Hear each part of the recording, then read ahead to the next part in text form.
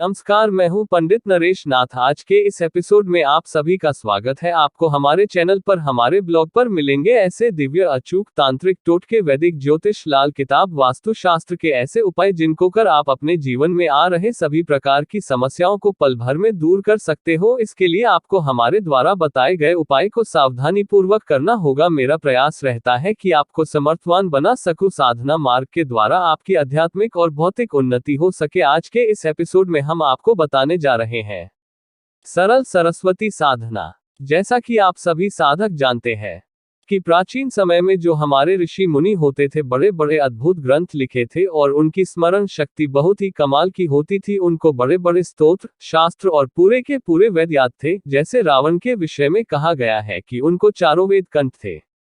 क्या आपने कभी यह सोचा है कि ऐसा कैसे होता था? वह ऐसा क्या खाते थे? ऐसी कौन सी क्रिया थी जो वह जानते थे? लेकिन उसके पीछे एक राज है, तो आज मैं वह राज आपको बताता हूँ। योग मंत्र साधना और सरस्वती साधना। प्राचीन समय से ही सनातन में सरस्वती को बुद्धि की देवी मानी गई है।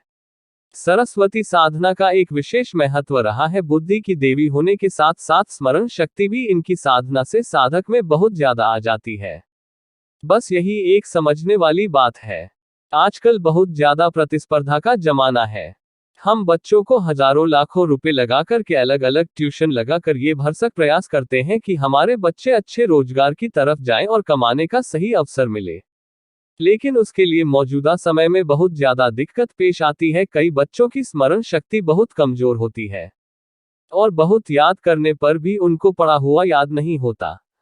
विदेश यात्रा के लिए लोग करोड़ों रुपए खर्च कर देते हैं, क्योंकि कुछ देशों में लिखित परीक्षा के बाद ही अनुमति पत्र प्राप्त होता है। लेकिन उसमें भी ये दिक्कत होती है कि जब कोई बच्चा परीक्षा दे और उसे परीक्षा के समय कुछ याद ना रहे और वह सही से परीक्षा ना कर पाए, तो सारे पैसे पर पानी फिर जाता है।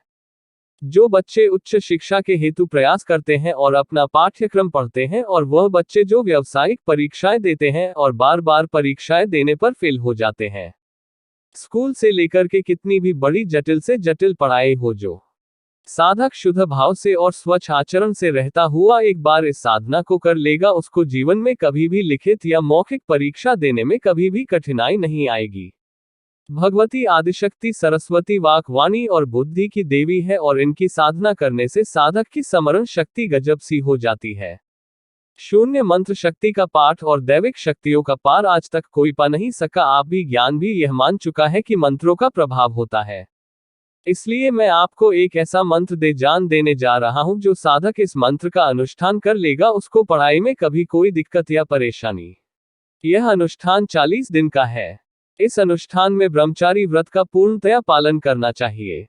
11 माला इस मंत्र का जाप प्रतिदिन किया जाता है। एक एकांत कमरे में जिसमें बहुत अधिक सामान न रखा हो, उसमें ये जाप होता है। उत्तर दिशा की ओर मुंह करके जाप किया जाता है। इस साधना में कंबल के आसन का प्रयोग होता है और सफेद रंग के वस्त्र धारण करने होते हैं। शून्य सफेद रंग की हकीक की माला का प्रयोग जाप में होता है, या आप रुद्राक्ष की माला भी ले सकते हैं। एक आम की लकड़ी के पटरी पर 1.25 मीटर सफेद रंग का नया कपड़ा बिछाकर कल स्थापित करें। शून्य सरस्वती मां के चित्र को या प्रतिमा को सफेद रंग के फूलों से सुसज्जित करके उस तख्ते पर रखें। साधना काल में शुद्ध देसी घी के दीपक लगाना परम आवश्यक है।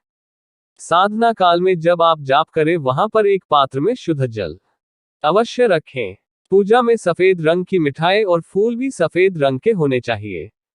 पहले दिन ही मां भगवती को अपनी प्रार्थना बोलकर पाठ को आरंभ करना चाहिए। साधना में किसी भी प्राप्त अनुभव को केवल अपने तक ही रखें, केवल अपने गुरु को बताएं। उसके अलावा साधना के बारे में या उस साधना में आपको जो अनुभव हुए हैं वह किसी से ना कहें। साधना काल में मांस, मछली, शराब, अंडा, गोश्त, प्याज, लहसुन सब चीजें वर्जित हैं। साधना काल में कंघी करना, नाखून तराशना, सेव करना, सुगंधित पदार्थ, क्रीम, पाउडर, खुशबूदार साबुन या खुशबूदार तेल इत्यादि लगाना साधना काल में वर्जित होता है। जो वस्त्र साधना काल में पहने जाएंगे, जब आप पाठ करने के लिए बैठोगे, सिर्फ उसी समय पहनने हैं। उसके बाद आप उन कपड़ों को उतार करके अलग कहीं सुरक्षित रख दें। दूसरे दिन सिर्फ पाठ के समय पहने और पूरा समाज इतने दिन भी आप पाठ करोगे, उस वस्त्र को धोना नहीं है, वापस पूजा के समय ही उसको पहनना है। इस पूजा के समय जो सामान चढ़ाना है, एक जोड़ा मौली, सफेद रंग की मिठाई, जोड़ा सबूत सुपारी, 11 फूल सफेद रंग के, मिश्री सूखे मेवे, जोड़ा मीठे पान, 7 लौंग, 7 छोटी इलायची। ये जितना भी सामान आप रखेंगे, इस सम्मान को अगर आप पहले दिन रख रहे हो तो दूसरे दिन उसको उठाकर जल प्रवाहित कर देना है। जो जल का पात्र आप वहां रखोगे उसे भी 24 घंटे बाद किसी वृक्ष या पेड़ पौधे की जड़ में डाल देना है। जब आप आसन पर बैठे हो तो आश्रम मंत्र को 11 बार पढ़कर नमस्कार करके फिर आसन पर बैठना है। आसन का मंत्र इस प्रकार है।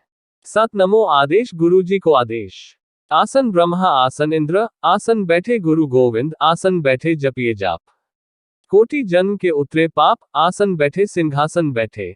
बैठे गुरु की छाया, 5 ततले आसन पर बैठे गुरु ने शब्द बताया। जो जाने आसन जाप उसका मुख देखे उतरे पाप, जो ना जाने आसन का जाप उसका मुख देखे लागे पाप।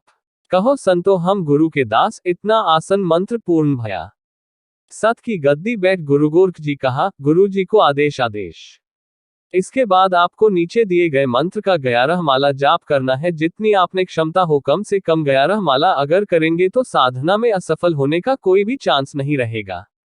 सरस्वती माता का मंत्र इस प्रकार है। बिस्मिल्लाह रहमान रहीम। घट में सुरस्ती, जुबा पे तालीम, सिर पर पंजा, पीर उस्ताद का सदा रख यकीन, मोहम्मद रसूल अल्लाह मरे जिंदे फ़िकरा, नू ऐश करन ला या करीमा, करम कर इलाही मोहम्मद, कल की बात बता दे, देखो तेरी खुदाई।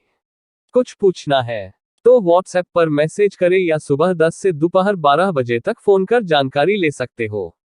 यूट्यूब चैनल अभी वीडियो देखिए। यदि आप हमारी कोई पोस्ट छोड़ना नहीं चाहते हैं तो हमारा फेसबुक पेज को अवश्य लाइक कर ले। यदि आप हमारी वीडियो देखना चाहते हैं तो हमारा यूट्यूब चैनल अवश्य सब्सक्राइब कर ले और बेल के बटन भी दबा दे। यदि आपके मन में हमारे लिए कोई सुझाव या जानकारी है या फिर आप इस चैनल पर अपना प्रचार करना चाहते हैं तो हमारे संपर्क बॉक्स में डाल दे, हम जल्द से जल्द उस पर प्रतिक्रिया करेंगे। हमारे ब्लॉग को पढ़ने, वीडियो को दोस्तों में शेयर करने के लिए आपको हृदय से धन्यवाद। जय महाकाली, हर हर महादेव।